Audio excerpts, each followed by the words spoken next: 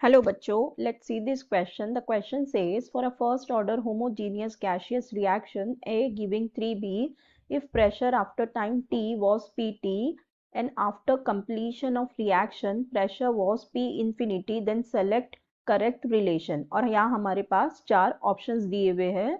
So देखो यहाँ पे हमें क्या दिया हुआ है कि हमारे पास एक first order homogeneous gaseous reaction हो रही है विच इज A, जो दे रही है हमें 3B. ठीक है. अब देखो इनिशियली यहाँ पे क्या हो जाएगा at time is equals to 0. Suppose हमारे पास ए का प्रेशर है पी नॉट, बी का तो 0 होगा. अब एट आफ्टर टाइम टी यहाँ पे क्या हो जाएगा, ये हो जाएगा पी नॉट माइनस एक्स और ये हो जाएगी हमारी 3x. ठीक है.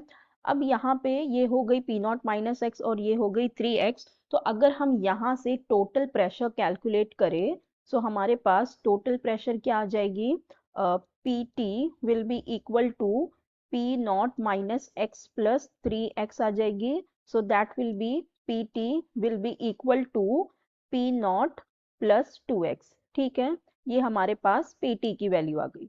अब इससे हम x की अगर वैल्यू निकालें तो हमारे x की वैल्यू क्या आ जाएगी, x will be equal to PT minus P naught upon 2. ये हमारे पास x की वैल्यू आ गई. ठीक है. अब ये आई एट टाइम t. अब अगर हमारे पास हमें दिया हुआ है after completion of reaction pressure was P infinity, मतलब बहुत टाइम के बाद क्या होगा जब रिएक्शन कंप्लीट होने जाएगी. सो यहाँ पे हमारा A का तो प्रेशर जो होगा वो 0 हो जाएगा और ये जो 3B होगा ये हो जाएगा P नॉट. और P नॉट की वैल्यू फिर क्या हो जाएगी, यहाँ से ये हम कह सकते हैं ये 3P नॉट हो जाएगी क्योंकि ये P नॉट था. ठीक है. तो ये 3P नॉट हो जाएगी, मतलब ये क्या है P इंफिनिटी की वैल्यू हो गई P नॉट. सो अब 3P की P नॉट की वैल्यू हो गई, P इंफिनिटी की वैल्यू हो गई 3P नॉट. तो अगर ये वाली वैल्यू अगर हम इस x की इक्वेशन में डालेंगे तो अब ये हमारे x की इक्वेशन क्या हो जाएगी, this will become x will be equal to PT. P naught की जगह हम लिखेंगे P इंफिनिटी बाय 3. ठीक है.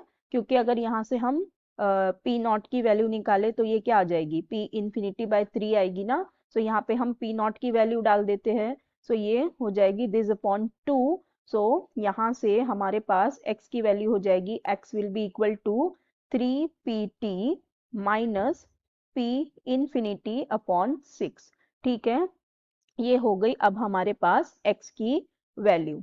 अब देखो हमारे पास ये दिया हुआ है कि हमारी ये जो रिएक्शन है ये फर्स्ट ऑर्डर होमोजेनियस रिएक्शन है. ठीक है. सो अब फर्स्ट ऑर्डर रिएक्शन है तो फर्स्ट ऑर्डर के लिए हमारा फॉर्मूला क्या हो जाता है, K will be equal to 1 upon T L N of हमारे पास होता है initial then after time T.